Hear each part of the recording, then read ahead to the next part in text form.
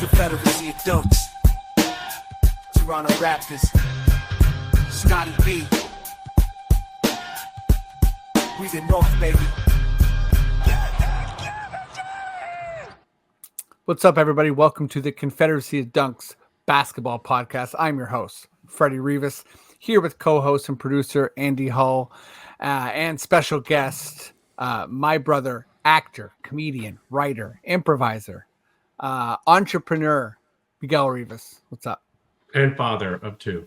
And father of two. That's a biggie. Andy, father of two. Me, father of one. No worries. Oh, the young people are going to love this and not You're tune out. slacking. Yeah. Miguel, what's up? Thanks for coming back. How are you? Thank you for having me. I'm doing really well. Doing real well. Spent the whole day in the sun, so my brain is fried and I'm ready to talk. Sick. Yeah, Me and Miguel already talked about Canada men's basketball for a solid 45 minutes today. So Oh yeah, I checked. It was 54 minutes. huge. The phone, Was the it phone online registered. or you guys? No, this is our phone, but Phone the call? phone Phone has call? how long the call was. Okay, great. 54 Okay, minutes. okay. And we Love talk it. about little else. Hey, mom's having this thing with her retirement. Hey, our brothers have this. Yeah, who cares? Basketball, men's Olympic tournament. Let's talk. Yeah, a lot of Googling who's in what group. Okay, there's just a million things going on with the Raptors. So let's start there. Miguel, you can kick this baby off. What's your hottest Raptors off-season take?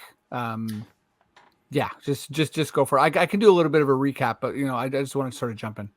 Yeah, I think my hottest take is that the tankers are going to be upset. And I feel like I'm usually a pessimist, but I think the tankers are going to be upset because I think we may have secretly, accidentally jump-started the team a little bit and played ourselves into a very potential play-in team. I don't see this team the way they've handled this offseason scraping the bottom of the barrel or playing in the gutter. I don't think they're going to be competitive for the Eastern Conference Finals or anything, but I think they're going to be fighting for that play-in spot, and it's going to speed up the rebuild in a way that might anger people who wanted them to keep trying to chase a number one draft pick. That's my hot take.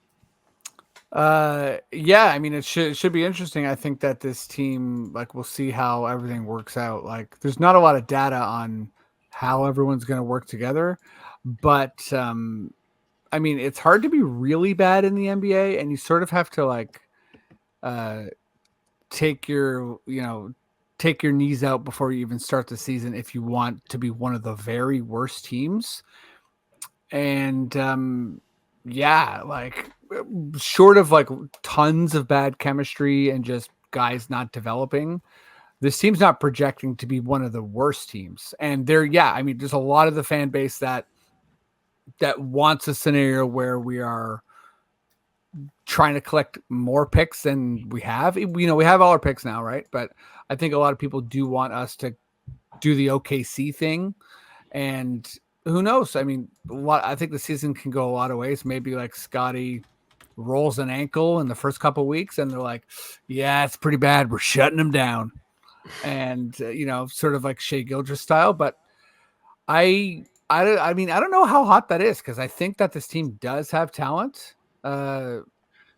I think just go ahead. I think what they've done is they've added a bunch of. It seems like they're getting closer to the picture of what I imagine will work if you're really going to build around Scotty, which is just adding a bunch of people who can shoot the three and move the ball and play a little bit of defense, and getting someone like Davion Mitchell, who's a player who's just like that. It feels like they're just kind of starting to set that up. Obviously, they're going to be lacking in the center and power forward and really powerful big men category. But the way the guard and wing situation is building is kind of like, this makes sense. And if any of these guys are any good, you can see it kind of working if Scotty starts driving to the basket a bit more. Yeah, and I think just, talking about that trade, the Jalen McDaniels for Davion Mitchell, Sasha Vezenkov, and two future draft considerations from the Kings. And then they also worked their way into the 57th overall pick. I think you got to be furious about the return for Jalen McDaniels. I was hoping for 4 or 5 firsts. Just really bad return for Jalen. Andy, what's your kind of off season? I mean, it's still underway, right? But what's your off season hot take or Get ready for this. Okay. Oh my God, I'm scared. The Raptors should have picked Bronny. Call the bluff. Call the bluff. Yeah, right. You're going to Australia. You want to play in the league with your old man. I know you do. Could have sold Get some over jerseys. here. Yeah, exactly. It's worth it financially alone. That's the hottest take. That's pretty hot. Let's play that out. The Raptors do draft Bronny. Yeah. Does he show up? Or apparently not. Right? That's the big thing. They were like, oh, no. He's going to go play in Australia. If you pick him, anyone other than Lakers, back off. Get your own Bronny, Mm-hmm. No but way. that would have to wait until the season actually started or training camp started. They would already sell jerseys before that. And who doesn't want technically a LeBron James Toronto jersey? I would get one. Yeah, man. That would be great. It would be like, the thing is even if he definitely did play in Australia, we would all convince ourselves that there's no chance there's no chance he's playing in Australia. He's absolutely going to show up to training camp. He absolutely is going to play this year. He's going to be an impact player. That's how, and I think that's probably true for all sports markets. But Toronto, we've done it so many times where we've hyped ourselves up about something that was never going to happen. Yeah. Shohei Ohtani, Kawhi. There's some big examples, and I just feel like this could have been another one of those. So and actually, go ahead. You're like, how's he going to walk away from all that money? You're like, wait a minute, he's the son of LeBron James. He's money not is worried not about a money. consideration. He's only, yeah, exactly. So is this a serious take? Not really, but it would have been interesting. You got to admit, it would have been something in an otherwise kind of ho-hum draft day that wasn't, there were no fireworks really on draft day. So at least we could have provided that. But that being said, it's not on the docket here. So do we have any takes about Jacoby? I'm very excited. That's my hot take. You ready? Oh, that is your hot take. Okay, I won't take it away from it. I'll just say this. I'm excited that whenever I throw trash into a trash can now, I can say Jacoby. I feel like you've been waiting all week for that, and I have been. I'm so happy. That's your hot take. Yeah, that's trying that phrase out. I mean, this is just I can't back this up with anything. I think Jacoby comes in, he's better than Grady Dick from day one. And the conversation's shit, this guy's better than Grady Dick, but Grady Dick's still good. But it's one of those things where it's there's been some sort of tiptoeing around hey, if you need a shooter, maybe Grady Dick's in the starting lineup. And I think that this guy's just he has the shooting, obviously he doesn't have the height, but he has the movement, relocation. He's equal with Grady in most ways, except he's just more of an explosive, athlete and can kind of adjust to the NBA game faster. So, but what was sneaky about Grady Dick when he started kind of playing a little bit better? And I mean, you could see it from day one, but when he really started putting it together, in the second half of the season and put together some better stretches than he had before we booted him to the G League, is that he's just a shooter. He's a catch and shoot guy, but he could be elite at that. He's also, is he 6'7"? He's really quite 6'8". He's such a tall guy. With a and he had all these weird athletic wingspan. He had all these weird athletic O reads out of nowhere and kind of swirly finishes where you're oh, okay, this height and athletic ability is a bit undersold on Grady Dick. And I think maybe Jacoby, you don't want to get caught up in the physical stats in an annoying way, but he's 6'4" with a 7-foot wingspan. What does that mean? I thought you were talking about Jacoby earlier. Oh no, I was talking about Grady. Yeah, you're talking about Grady. Yeah. Trying to fight back on Freddie's crazy take that Jacoby's going to. So you think Jacoby's going to come in, Freddie, and be better than Grady now, or just be better than him when he was first in the league? I think he's going to be better than Grady right away. Oh, okay. Current Grady Dick, yeah. Current Grady Dick. It's not a crazy thing to say, but it's maybe that's more of a medium take. But I think that I think it's pretty hot, but I just don't think it's a crazy thing to say. I think it's pretty hot because I don't agree, but also it's a low bar to get over. Yeah, exactly. It's not the Grady Dick bar isn't super high. Let's be honest. Grady Dick, I think he's going to be very good one day. Oh, I do too. I love Grady. I think he's developing nicely. right? Like I don't think anyone here is disparaging Grady. It's just But that, you know, sort is of, a brand new rookie picked 19th overall going to be better than him right Yeah. away? sort of I don't what know. I'm saying though is I Maybe. feel like this is like a kind of like old style Masai fell and is one of those things where it's like great, you know, like where Jacoby Walter is like a top 10 rookie immediately right away. The whole league knows it. And the narrative is kind of like, damn, how'd this guy fall? And, you know, Grady, I think by the end of the season, everyone's like, right, of course, he's the best shooter in the draft. Took a little while to figure it out. Is still very much the best shooter in the draft. This guy is as advertised. Whereas I think Jacoby Walter, because of the way that the draft unfolded and there was so much kind of like chaos pretty much everywhere, you know, as far as like who, like it was really kind of like a scout of a draft Yeah. because Yeah, makes it sense. Like, why wasn't- was Jacoby not in? What's the read on him not being in the lottery? Because, like, you know, someone like OG, when he was drafted, fell way out of the lottery, and we were lucky to get him. But that was with injury concerns that kind of ended up being kind of true, right? Like, Mhm. OG has missed a lot of games in his career already. Why did Jacoby fall? Not even fall necessarily, but why wasn't he rated in the lottery section of the draft? well, I mean, he was high in mocks, right? He was around like 10 or 11 or so, or, you know, I mean, obviously depending on the mock, but why did he fall? I haven't really heard, I haven't heard that, you know, good of a reason why Well, he did fall. So it's absolutely like more than any other year. It obviously depends on the mock you're looking at because there was no one agreed on anything, right? No. Like Zach Edey went what, ninth, and Yeah, like ninth. I was looking at some things like the 2 weeks ago that were like he's like 20th overall. Like the Raptors weren't even going to pick him or something. You know what And I a mean? couple It's like, months ago, he was second round. yeah, it's nuts, right? So obviously he climbed up there, but like you know, depending on what, but some did have him in the top 10. So like, who knows, right? Like this is just that draft, obviously. yeah, shout out JD Curante from Raptors HQ. But you know, he was saying one thing I sort of heard. Well, I mean, at least Bobby Webster talked about it a little bit, but Jacoby Walter had a really great start to his freshman year. And then he got injured, and then, but you know, it wasn't like OG style injury where he was like out. He just kind of like didn't perform as well after his injury. So I think injury as well is why he kind of fell a little bit. So that's my hot take. Okay. Andy, maybe you want to kick this next one off. Here's the question. So I'm wondering what the Raptors do next. And not necessarily, you know, we were talking about it before the draft, not necessarily from like a minutia standpoint. Like are they going to pick up who's the 14th man?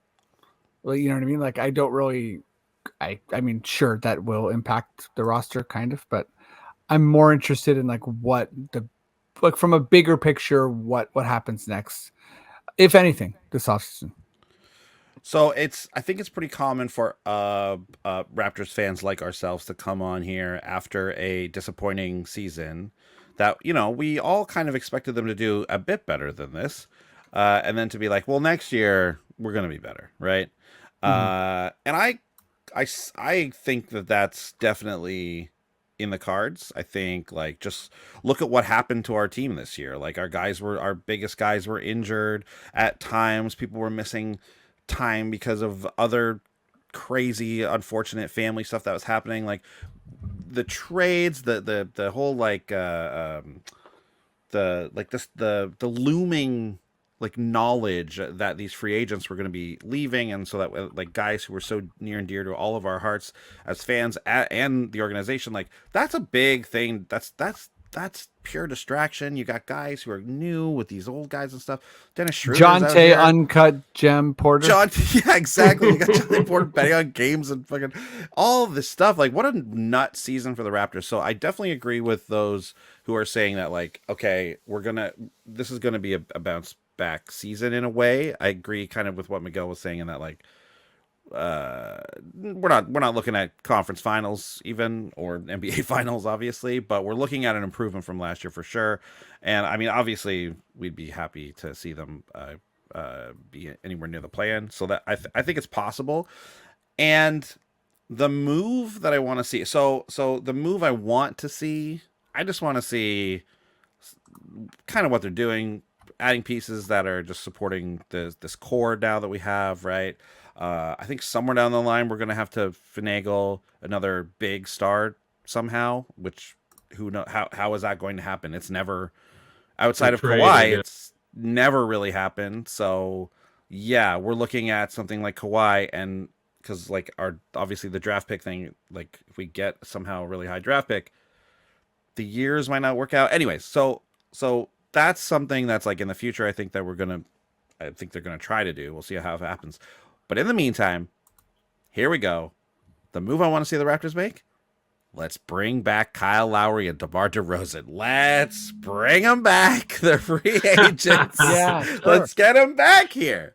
Okay, that's okay. I'm just joking again, but that's not real for DeMar DeRozan. But it is real for Kyle Lowry. I think you sign Kyle to like obviously like a much smaller contract which he will be getting from whoever signs him this year. It's going to be his retirement year. Bring him back to the Raptors. Have him be that bench veteran guy who's going to like help these guys develop a little bit. I know it's only going to be for like 1 year or whatever. I think it's like a thing that could actually help the team get into a play-in position.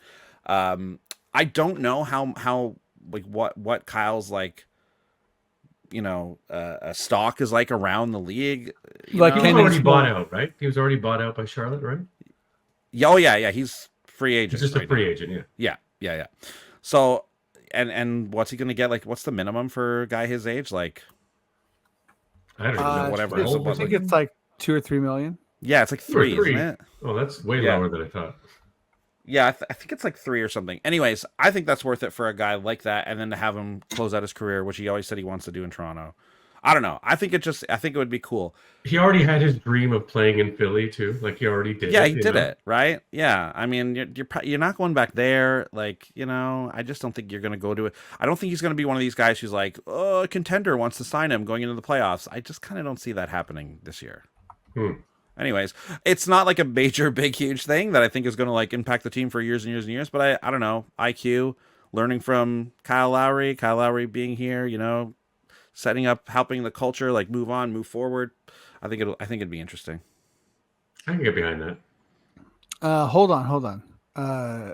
Is this old news here that Kyle signed a 1-year contract with the Philadelphia 76ers? I think it is old. No, I don't. Yeah, because he got traded to Charlotte, right? He didn't re-sign with Philly, but I thought he got traded to Philly. He did from Miami. Let's see. Yeah, I'm on my Kyle Lowry. I have Kyle Lowry as UFA. Yeah. 24, 25 UFA. Okay. Yeah. And I'm just reading a thing right now. Who has Kyle Lowry on their radar? The Suns. That's from Tight. Yeah. He might just sort of go, fart around a little bit. Okay, Kyle. I mean, I think Kyle Lowry, like as far as like vibes, would be really good. It's a vibe. It's a vibe move. Really, nothing more. I don't know. For all the like, let's clear the way for Scotty. I kind of think that if Kyle came in, he'd be like, Scotty, can I see you just for a quick sec? DDT. Like, I think Kyle is just like, hold on, everyone. I'm just gonna open hand smack Scotty in front of everyone. This is my town.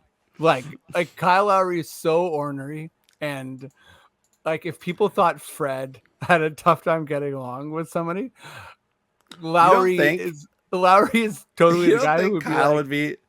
But you don't see. I think Kyle would accept the role of like ambassador, basically from for sure. No, like, I city I do too, like, and like the franchise down to the current players that have the like, that have the reins of the team, right? Like I honestly think he would do that. And again, I just want to stress, I don't think this is like some major impactful move or anything. It would basically be like, and look, the Raptors gave Lowry like a minimum contract. Well, Kyle has talked a lot about having like aims on coaching after his career, right? Like, I think he does have coaching in mind, and I think he could be the type of player to join a roster and not play at all, or play like, 7 minutes a game and really be there to sort of get into the coaching vibe. And to that regard, I think he's actually better than Fred at like mitigating personalities. I could see him having a tough time with Scotty, but like Fred is such a tough guy. Lowry's a bit more, he's a tough guy, obviously, but he's a bit more of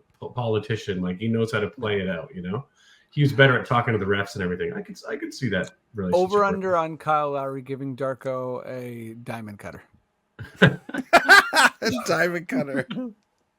Give him the Toronto's elbow. Giving him an angle slam. What do you think? Yeah. We need to see Fred and Kyle both come back so they can give Barnes a double suplex from both sides. Could they? Okay, you know what? Could they lift Barnes? Barnes or would Barnes reverse it and give them one of those like crazy like? I think Barnes has more of a wrestling personality than both Kyle and Barnes would. You think Scotty has more of a wrestling personality than Kyle and Fred? Into it in a big way. Kyle and Fred could be a tag team in wrestling. Scotty's so goofy. Scotty's like a Gold Dust character. Scotty Gold Dust. Scotty would be a man. Like, okay, since we're just going down this path, what wrestlers are the Raptors? IQ for sure. Sting. IQ is Sting. IQ is Sting with the double mask, 100%. Right. Then that super buff Italian, or not super buff, but like that Italian bodyguard who's always with the team, Paul Bearer. Who's the Taker? Who's the Undertaker? Garrett Temple. Garrett Temple is the Undertaker. Temple is just going to keep getting re-signed to 1-year contracts. He's going to win the one game he plays in WrestleMania every year. He wins the game and then he doesn't play again for another year. Yeah. RJ Barrett is Test. Because of the Canadiana pride. Most people don't know who Test is. Yeah, this is old. We're doing old. Yeah, this is like. If RJ is Test, then I'm sorry, IQ is Prince Albert. Sorry, that's just the way it's got to be. It can't be Sting. He's going to be Kane. Prince Albert. Pirtle's a Kane. Oh, Pirtle's Kane. Yeah, Pirtle's Kane. I see it. Yeah, that makes sense. I see that. Yeah. This is fun. We could do a whole podcast about this. Yeah, good stuff. Miguel, what's your next Raptors move? Well, as long as no player ends up under federal investigation from the government, your next move is commit no crimes. It's going to be a successful season, like personnel wise. So I really think that for me to answer this question, the best next move, I don't think it's this season. I think this season is sort of like keep building, keep collecting assets, maybe even another season of that. So like the next big move, my hot take would be that I don't want to see a massive move for like 2 years. I want like careful building. But here's a real hot take. I think 2 years from now, if the Raptors are on this path and they're doing really well, I think they could upgrade at the coach position. Wow, you're already out on Darko. I'm not out on Darko. I think he's a good development guy, but I think you need to get a big gun tactician in there at some point. Go follow the Dwayne Casey to Nick Nurse path, I can see that. Mark Jackson. I feel like you want Nick Nurse to back. Steve Kerr path. Wow. Right. Well, I can see that. Like if it gets to a point where, like the development talents of Darko just kind of become there's diminishing returns on that as the guys, are playing a system and or just getting older and more experience in the league. We have the pieces. Like, what are we going to do with the pieces? Yeah, exactly. That being said, Darko. Love Darko. I love Darko too. He's fun. He's like a dad. He's like a really supportive stepdad. 6 espressos a day. I hope that Darko. He's not the stepdad. He's the dad who stepped up. Oh, what a sweet guy. Yeah, he is the dad that stepped up. I truly hope that like first loss of the season, Darko's like, oh man, that was rough. I told the guys 3 wins in a row, we got a pizza party. Like I hope the pizza party's back right away. He's like, 5 wins in a row. We're going to unlimited wing night, bottomless wings. But okay, here's what I'm thinking for my next move, and it's not a specific move, but I was saying this to Andy. I feel like in the same way that Masai is kind of like stubbornly patient and sometimes unpredictable, I think that there's still a lot. I can't say what exactly, but I think there's a lot of movement to come with this roster. And I don't think there's going to be as much wait and see as people think. Whether that's like packaging Pirtle with Brown or some sort of movement on Boucher, I feel like everyone that has come, if you're here, besides Scotty, everyone that joined the team last year is safe. And I think that so. if you predate that, you are not safe. Brown, I don't think is safe. And I think that, that also includes like trading picks. Like, I don't think that Masai is necessarily, if he feels like because there's already a lot of money tied up, right, with this team. Like, we're not a super cheap team. So, and I mean, I think cap, that could, right? Aren't we like 20 under the cap or like 17 under the cap or something? yeah, but that's like without signing, a mid-level, and there's still a lot coming potentially. We don't know what's happening with Gary. I mean, he hasn't signed with anyone. That's the weird thing. And apparently he's not getting a lot of interest around the league financially either. Well, I think he took a major hit. Like, I think the last I saw is he was projected at 12 million. Where are you guys at on that? I mean, I 12 million, no problem. I would say if for us, 12 million for Gary seems like a no-brainer. He's still like one of the best catch and shoot 3-point players in the league. He doesn't have a lot of other skills, but just one other thing before we really jump onto the Gary.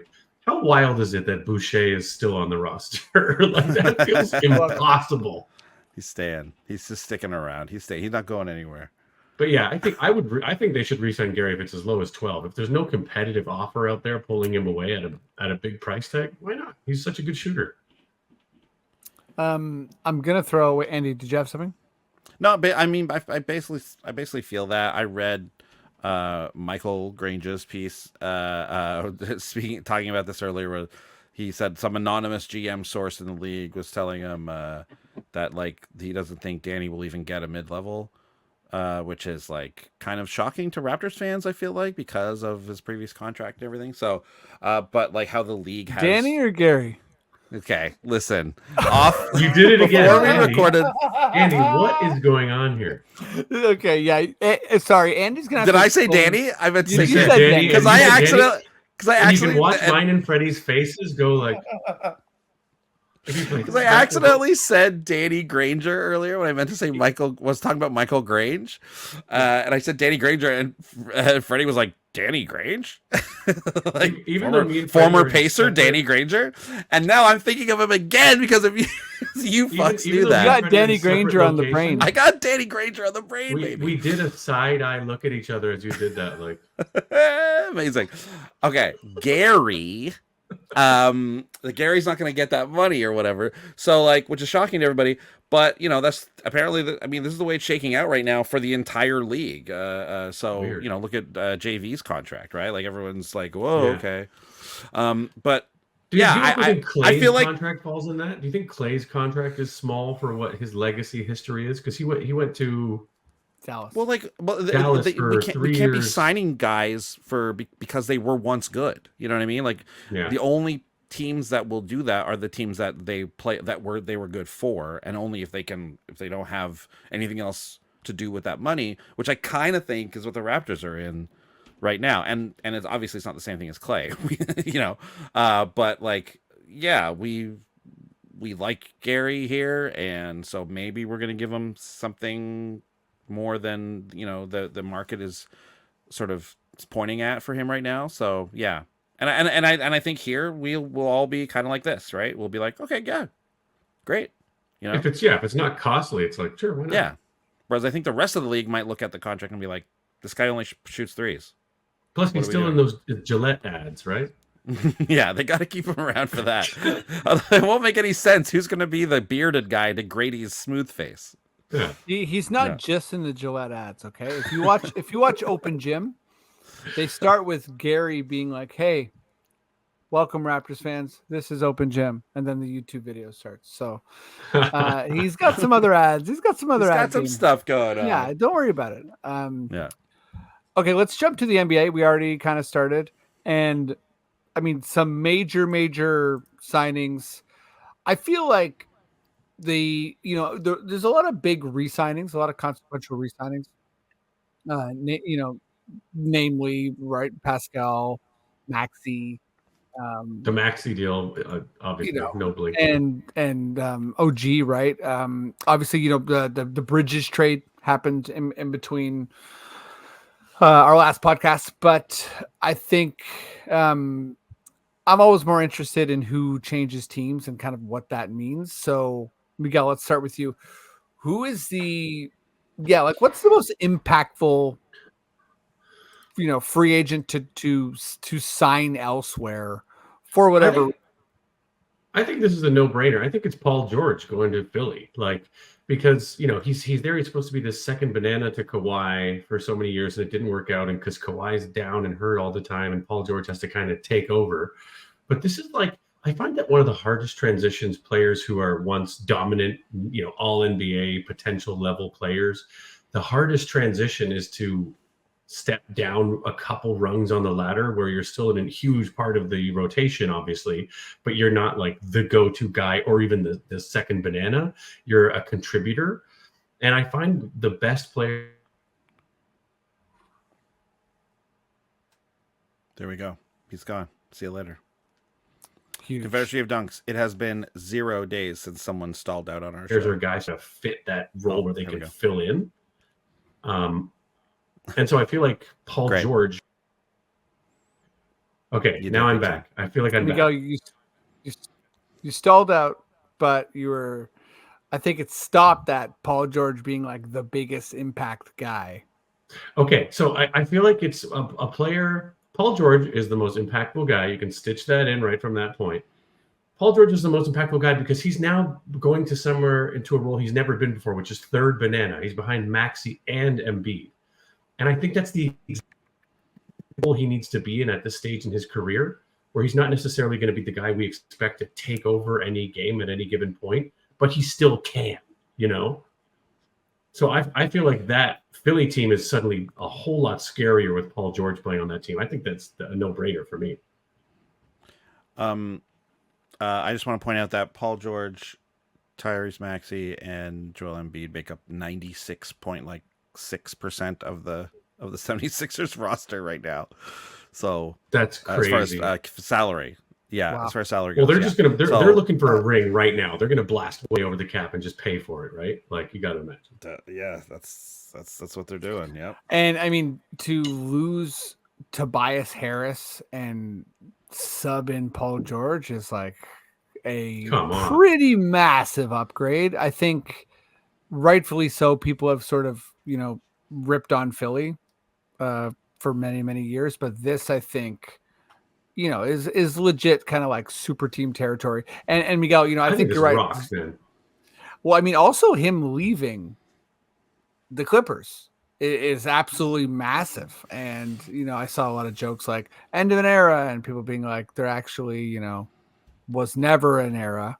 They were, but I think regardless, the sort of, the Clippers plan that is no more. And the Sixers are very much still alive. They're like the idea of the process is sort of like it's Embiid, right? That's all they have left, and to kind of be stitching that together with Paul George and Maxi. If you're a Philly fan, you feel like this is it. We finally put together that superstar winning team. You got Nick Nurse, you got Kelly Oubre. You got a decent role players.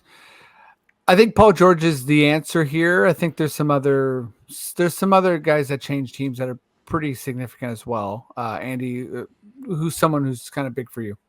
Well, obviously George is the biggest name, but I think Isaiah Hartenstein going to OKC is a big move.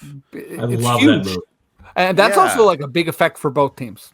Yeah, absolutely. Just like watching him in the playoffs, like obviously he's just gonna just adds a ton of depth to the OKC team, and like that's kind of what exactly what they needed. You know, I mean, relying on Chet is all well and good because he's obviously such a talented player, such a good player, and just going to continue to get better and better. But like, but that's you know that's a rookie you took into the playoffs. You know, basically almost getting, getting where you wanted to go, really, truly. But I think this is exactly the type of player that's going to come in and just absolutely fill like one of the big like depth holes that the Thunder need to have on their squad. Yeah, So, and like I was saying to just- Freddie when we were talking earlier, it's like if the Raptors were way further along, I feel like Hartenstein's a guy they could have targeted and it would have been awesome.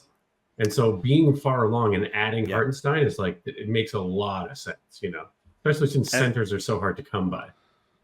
Yeah, and like, what are Knicks fans thinking of this? You know what I mean? Like they were loving him through that run. You know, I think Knicks fans. I think if you're a Knicks fan, you're kind of like, hey, we're so all in with Bridges and OG that the Hartenstein just played his way out off the team, like in a way that he was so good and he was going to get paid, and we were never really going to kind of compete for him.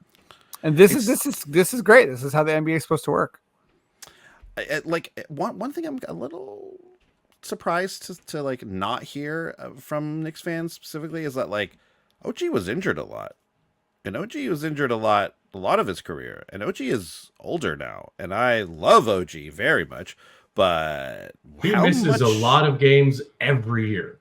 Exactly, like how much is he gonna play? You know what I mean? Like, obviously major impactful player for that team right when he joined, and then like was gone for a long time, right? So like I think I think it's not because you have Tom Thibodeau, you can trust that the coach won't overplay him and he'll bring him along nice and slow, and he won't try to make him play when he's injured, and like never. You know what I mean? Like Tibbs is that type of coach that he's really mindful of the big picture and you know that sort of thing. But mine is okay. He's not the best player, but I just think that I like the Warriors without Clay don't really make sense. And I think you're right, Andy, and you can't pay a player for who they were. But I also feel like he can still play, and the fact that Dallas gets to add him is not nothing. It's pretty awesome.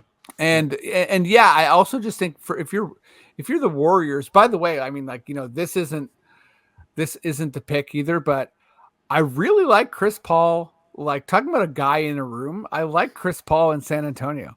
I feel like, you know, as far as like, I don't know, no, but someone who might coach like Chris Paul might get a Wemby. He's going to give Wemby. He's going to give. What's Rey Mysterio's move? That's what he's doing to Wemby day one. 619, man. 619, baby. But yeah, no, I think that Clay clearly is not who he was, but the fact that he is leaving the Warriors and, you know, still like inked a 3-year contract. I mean, if he was done, the Mavs aren't going to pay him, right? And he's doing the thing I was saying about Paul George, where he's going to go down a few rungs on the ladder and only have to contribute what he can rather than be relied upon. And I think seeing Clay in that role, people are going to be like, why did he leave the Warriors? Like, he's so good. Well, I mean, he did that this season and was really heavily praised for it, right? Like, at the beginning of the season, it was like, oh, does Clay still got it? Then when he starts coming off the bench, people are like, wow, he's amazing. Good for him for like being okay with coming off the bench and, you know, being a real impact that way. So yeah. And the fact that it's not Draymond, like, you know, I understand it's almost impossible for this to happen in the NBA, but I kind of thought that you would see Draymond, Clay, and Steph retire Warriors. Like 4 times. Like, the NBA is it's not like that anymore, I guess. There's so much player movement and shifting around that you almost expect major players to go away all the time, to jump from team to team. It feels so surreal from a dramatic narrative sense to see that trio break up.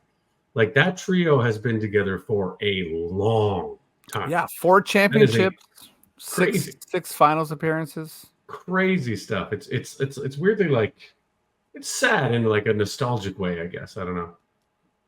Yeah, but it's not like Jonas in Washington sad. Jonas going to the wasteland, baby.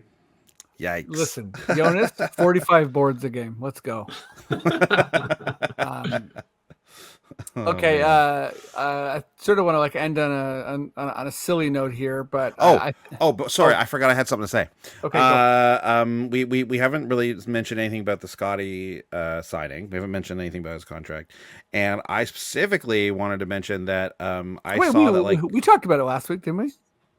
I just meant this here. Not enough. But did we talk about it a little bit? I can't remember. And at any rate, Bill Simmons was like going off about it apparently on his podcast or something, saying how it was a bad deal. Talking about how like why don't you wait a year or whatever, and giving him that much money is insane and all this. And then Kate Cunningham gets signed to like the same deal basically, and it's like, sorry, Bill Simmons, I guess you don't know what the going rate is for a very talented young player in the league. Like to me, there's nothing more embarrassing than being that out of touch with what teams are paying players like that. You know what I mean? Like, you're supposed to be the basketball guy, and you think paying the going rate is that wrong? Like, that just shows like, I guess you've totally exposed yourself. You have no idea about what's going on in the league as far as salary goes. You know what I mean? That's just me dunking on Bill Simmons for a minute. That's a tombstone for Bill Simmons. Exactly. Right totally, this is coming from a guy who doesn't understand the difference between Danny Granger and Michael Grange. Exactly, man. That's a fucking embarrassing. And Gary Trent Jr. apparently. I just put you in the Boston Crab. How about that, Bill Simmons? Huge. Well, it's just I think maybe the three of us qualify as like NBA nerds of varying levels to degrees. And we're aware of the TV deal that changed a number of years ago, and how that affected salaries. And we're all aware of the upcoming renegotiation of the TV deal, and how it's just, if you're thinking about the media landscape in general, sports is the last appointment viewing that anybody cares about. So advertisers are piling money there more than they are at to cable television like they used to, and whatever, for narrative TV series and stuff. So it's like, if you're aware of that landscape, none of this money is confusing. I feel like people still see the solid finite number of a deal, and they go, what? It's impossible. A player is going to make $59 million a year. But it's like, everything's changing about how money works in the NBA, and teams are businesses, and they're anticipating these TV deals coming up. The TV deal coming up, and they know they have to get ahead of that. And for a team like Toronto, I mean, not to just paraphrase what Freddie was saying to me earlier today, but it's like, Toronto has trouble with signing players outright in free agent off-season signings sometimes. And it's important to show that we can retain the players we draft when they scale up to being an excellent player, or reaching another realm. We need to show that we can, at the very least, if we can't sign free agents outright, we can retain our players and not have them walk or change their minds midway through an early contract here. I think and Scotty's agent was always going to tell him to re-sign with the Raptors just for the money, even if you demand a trade later. So it's like, it's important for Toronto to show that we are in charge of how the finances work within our team, not to be a real friggin' nerd about it. Okay, let's get even nerdier here, because first of all, it's a market thing too, right? Like, the Raptors are obviously all in on Scotty. That's not a thing that's even not in question. That hasn't been in question for a long time. And going back to let's say the Timberwolves with Kevin Love, not giving him the most amount of money at the earliest time. When you're a small market, you don't really have the option to not pony up for a guy that you think is going to be an all-NBA superstar. And Scotty won Rookie of the Year, and it was an all-star in his third year. Yeah. And, was handed the team later in his third year, and in his fourth year, it's his team. We drafted one of his friends. That's so funny. That's our version of the Bronny pick. Yeah, that is Bronny. And Mobo seems awesome, but it's sort of like, we drafted Scotty's buddy. So it's like, come on, we did our training camp in Miami. Like, this is Scotty's team.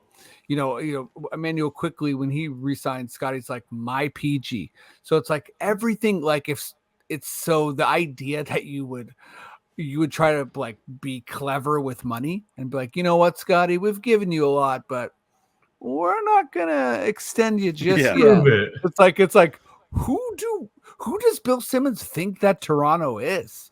Like, we don't have. Yeah, what? It's just an out of touch way to look at, even from like a negative standpoint, the desperation of Toronto sports.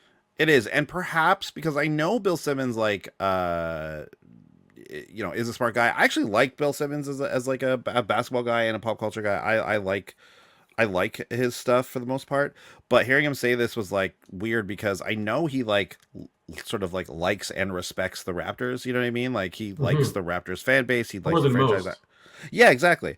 And so to hear him say something like that, it's like, what? Because like you do you just see a large market, which like Toronto is from a like number of people and like money standpoint, but when it comes to attracting free agents, like you guys have been saying, it's like we are with the Minnesotas of the league and the Utahs of the league. You know what I mean? Like we're with those teams for sure. It's sort of like, not to go too off topic here, but it's sort of like you were looking at. I'm so obsessed with the Canada men's roster for the Olympics, and it's like you're looking at this historic greatest roster we've ever assembled, and you talk to some people who I feel like are a little bit less interested in all the details, and they're like, yeah, but they're still going to get run over by Team USA. And you're like, well, that's not the standard that is a measure for success here. Yeah, it's like this is the first time they've been in the Olympics in 25 years. They've never finished above 6th. And now they're potentially going to compete for a medal. And if in their, they don't have to win gold for it to be the greatest thing that ever happened to the program. Exactly. So, to put Toronto in that category, it's like, we don't have to try and compete for the champion. We're not the Lakers. We can't just buy a chance to win the championship every single year. We're never going to be LA. We're never going to be LA. We're never going to be New York. We're never going to be Boston. Never say never. Never say never. Toronto could change its city name. We could technically be Los Angeles. Yeah, imagine. Wouldn't that be cool? Okay, so this is it's a good segue in the sense that we're sort of talking about this, like Bill Simmons, Boston, and also like just like big money and buying things. The Boston Celtics, I don't know what they're valued at, but I'm sure it's a quick Google, but I mean it's astronomical. And $5.1 billion. Oh my That's God, crazy! That's so much money. I was gonna guess $3 billion. Wow. The NBA is just skyrocketed, right? So like, they released that list of the most valued franchises earlier this year, and the top 10 used to be like all NFL, all Premiership. The Warriors are number 2. And, like basketball is like all in the top 10 now.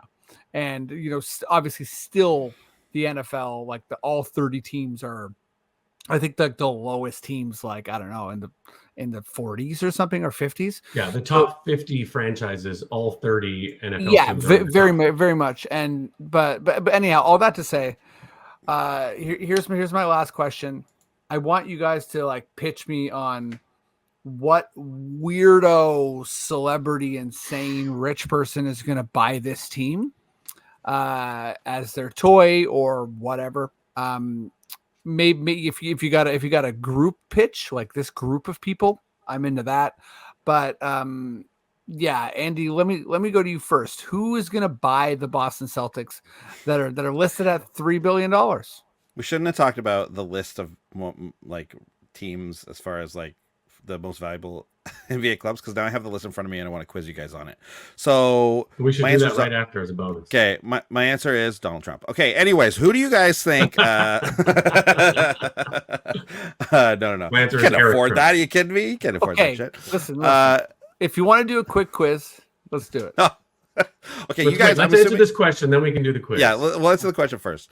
My answer is Bill Simmons and Donald Trump. I don't know. I have no. This is who has $5 billion. Like who's I have such a good answer for this. I have a good answer too. And I'll why are they selling the Celtics? Also, that's my actual question. It's hard to imagine them being at a higher valuation than right now. That's what people Like, said this 10 valuation is years crazy. ago. It's only going up. The league is only getting more popular. But then it's But like, I get it. how Hey, if great you're do the you people need? and you're like, hey, if you're the owners and you're like, well, I'm 70 years old. I'm only living for another, No, 10, their 15 owner's years. young. How old? I forget. I just assume everyone who owns a team is 1,000 years old. So Here's my answer. You ready for this? It's But the get it, I get it. darkest timeline. I get and it. Get out. suits the F Boston narrative of the league. Give it to Elon Musk. Let's get Elon Musk. He can drop that amount of money on a sports team without even blinking. And Lost a lot of having money Elon on Musk Twitter. courtside, like Mark Cuban is for Dallas, like sitting on the bench with Oof. the Boston Celtics roster. How horrifying would that be? He would That buy be- it as a toy, He would buy it as a toy. and also just to mess it up badly. I think that would be so fun. I hate Elon Musk, and I would love to see him buy the Boston Celtics. Because it would just be hatred buying hatred. It would just be like, I hate them. I mean, Elon's got to be a major player in this, right? Okay, are you ready for mine though? This Yes. is like Yeah. you're gonna hear this, and you're gonna be like, "Shit, I've already called it." The Duchess and the Duke of Sussex, Prince Harry and Meghan Markle are gonna co-buy this team. They don't have $3 They don't have to $5 $5 billion. billion. They're gonna sell some of them, some old dresses or something from one of their cottages. Like they're gonna get the money together. They're gonna and sell their place in the Muskokas. They're gonna rejoin. Yeah, exactly. They're gonna rejoin the royal family for a bit, maybe the Olympics or something. But no, this is gonna be their like part of their rebranding. Part of them being like, hey, we're real Americans, and then like they'll do some sort of Boston Tea Party apology thing, and they're gonna get in there. They're gonna swoop in. They're gonna buy this team. I like that answer. And America's gonna be furious.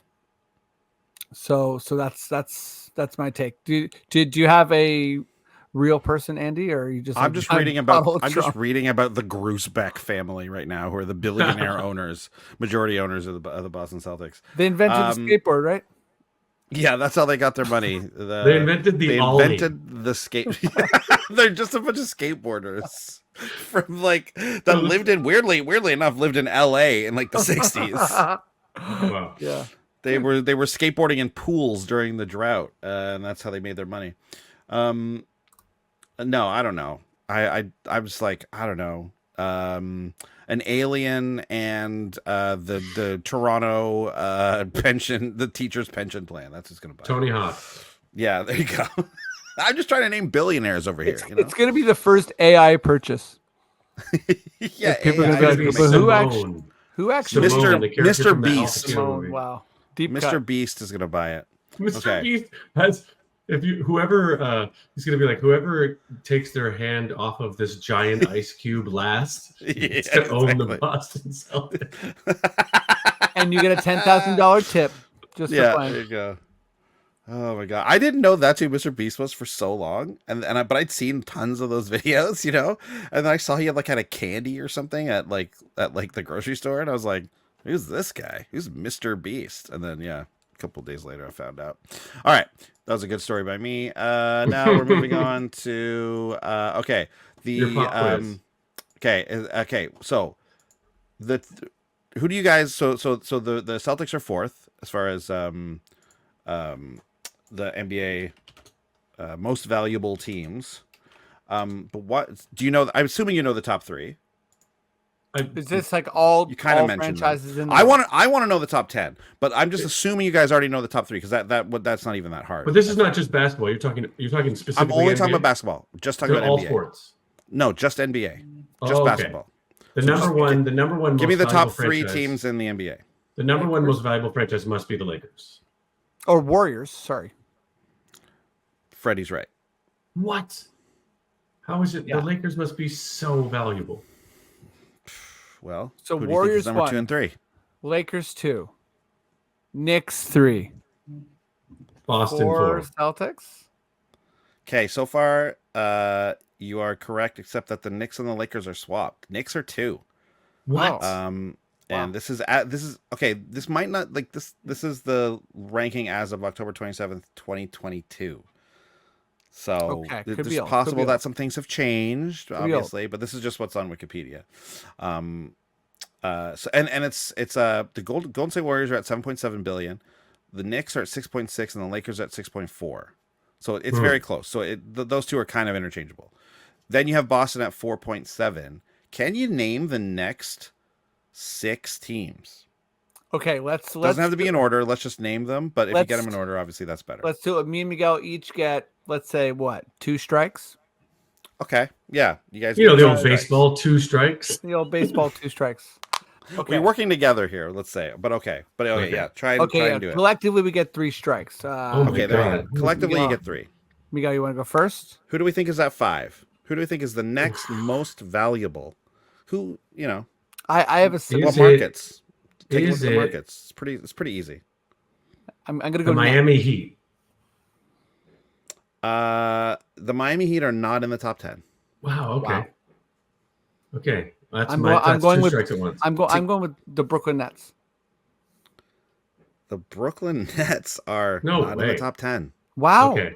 Okay. Okay, so the Nets are valued at 3.85 billion. The Heat are valued at 3.9. So we have 2 strikes already off the bat. You've got 2 strikes right off the bat. Whoa. Yikes. But is it 2 strikes? You guys each? got to think. I mean, Miami is the correct thing, and New York is like those are that you guys are going for the right thing. There was like those are big markets. You've missed one of the other big markets that is pretty, right there in your face. And then there's some other. Is it Dallas? Dallas is number 7. Yes. Okay, yeah. 4.5 Just because Dallas billion. is such a big I and rich feel city. like this is going to be the strikeout, but I have to say it because of the market. Is it the Clippers? The Clippers is number 5. Okay. That's okay. insane. Clippers are number 5. They are 4.65 billion again, according to. And this is in 2022 when they still had the up and up. Now they've lost George. They're relying on Leonard and Harden. They have no picks. They're sinking so much money into this new stadium. I'd be terrified if I was the Clippers fan right now. Oh my God. I wonder if there's a more up-to-date list, but I don't think so because I think it's from Forbes. Yeah, it's from the last time Forbes released the list. Yeah. Okay, I'm just going with city size. Could be wrong here. Houston Rockets. Houston is number 8. So Okay. you currently do not have number 6, number 7, number 9, and number 10. 6, 7, 6. No, we have 7. 7's Dallas, right? Oh, sorry. Yeah. Okay. Sorry. You're right. So you don't have 6, 8, 9, 9, and 10. 10. Yeah, 6. This 8, is 9, this 10. is this is not gonna. This is my strikeout. But is it Toronto? Toronto is number 10. Yes, Oh, because what? the city's just so big and there's just so much money here. I was shocked to see us in the top 10. We are in the top 10. city's so big and there's so much money. 4.1 billion according to this list, and the team right behind us. No, I won't tell you. I'll tell you that after. Okay, I'm torn between 2 teams. So I again, I'm sort of going city size, and I'm also going a little bit of reputation. Maybe I'm wrong here. Is it the Chicago Bulls? Are they in there? Chicago Bulls are number 6. Oh, there is. Alive. No, that makes a lot of Staying sense. alive. That Staying makes alive a lot of here. sense. So you've And then- you've got 1 through 7, and now you're just missing 8 and 9. It's got to be. There's just- only one other let team. I me- can think. Let me run it down for you who you have, just so to remind you who's been taken. Golden State, New York, LA Lakers, Boston Celtics, LA Clippers, Chicago Bulls, Dallas Mavericks, blank, Toronto Raptors. Okay, so these are all massive cities. So it's like it's places with money. So you know there's what's only here, one more really big city. there's one secret large city, and this is going to be wrong there because is. nobody cares about this team. But this city is secretly gigantic.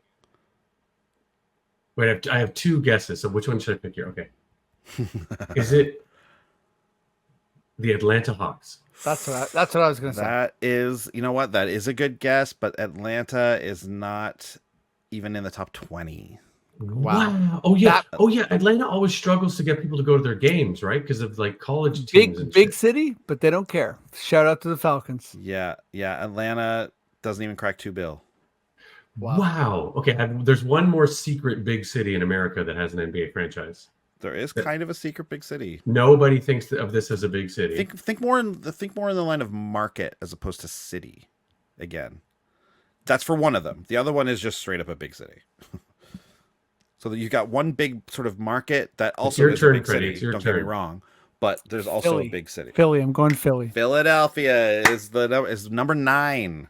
See, because they leak over almost into that New York range, right? But if you ever go to Philly, Pennsylvania it's area, weirdly small for sure. But I think their market is it's almost like a Toronto. I mean, I didn't know we're bigger, but like Toronto. Okay, this is a wacky guess that's absolutely not going to be real. But this city, I'm only going on demographics here because the city is comparably large to a lot of large cities. Is it the Minnesota Timberwolves? No. It's got to be Phoenix. Minnesota's third last, man. Holy shit! Yeah, okay, that Phoenix. makes sense. It's got to be Phoenix. Phoenix is close. Phoenix is 11. Phoenix is the team that is just behind the Raptors. Number 8 is the Houston Rockets. Okay. Houston. Didn't Freddie guess the Houston Rockets? I said the Rockets. Oh, did you? Okay, then you got it already. I wasn't sure if you said both. Okay, both Danny Texas Grange, teams. Michael Granger. Did you say Dallas and Houston? I thought you only said Dallas. Gary Trent Granger. We both did not mention San Antonio. There you go. Okay. Well, Also, whatever. You guys had it then. You nailed it. city. You nailed it. And actually, then you did. You got. Guess what? You guys got 11 because you said Phoenix. So actually, you did one extra. Beautiful. There you go. Beautiful. Great work, well, guys. This is a good way to wrap this baby up. Great pod, Miguel. Thanks for joining. Thanks for having me. What do you want to let the people know? What do you want to plug? Tell them about Hot Globe. What's going on? Yes, check out my running climate change web series. We're trying to save the world. It's called Hot Globe. It's available everywhere you like to watch stuff on the internet. So check it out. Hot Globe on TikTok, Instagram, YouTube Shorts, you name it. Beautiful. Check it out. It's hilarious. Andy, what's up? What's going on with Space Janitors? Space Janitors is still up there. All episodes have dropped. It's a great series. Check it out over on YouTube. If you're in Toronto, you like doing trivia, come down to the Smith House. 4th Wednesday every month. Let's do it. Love that. I got a show coming up. It's going to be on the 20th. July 20th. It's going to be a backyard show, 837 Ossington. It's going to be great. So, check us out. All good comedy. Follow. It was really fun last time. And subscribe to Raptors Republic. Help us out. A lot of good writers there, a lot of good podcasters. And follow my other podcast too, at the Pickup Podcast on the Sonar Network. WNBA season is like fully in high gear. It's fun as hell. And thanks everyone. We'll see you next week. Breaking news. Oh, sorry. Raptors. Okay, breaking news. Breaking news. Lakers land DeMar DeRozan. Oh, Wow. Okay. Shout out Debo. That's a great way to end the pod. Yeah. a great way to end his career. Cool. It's cool stuff. Anyways, there you go. Debo, Compton's finest. Let's That's go. great. I love that. I love that for him. Kendrick better throw another concert. Yeah. Yeah. Please. We're already dead. Okay. Yeah. Okay. Bye, everyone. Peace, Bye. everybody.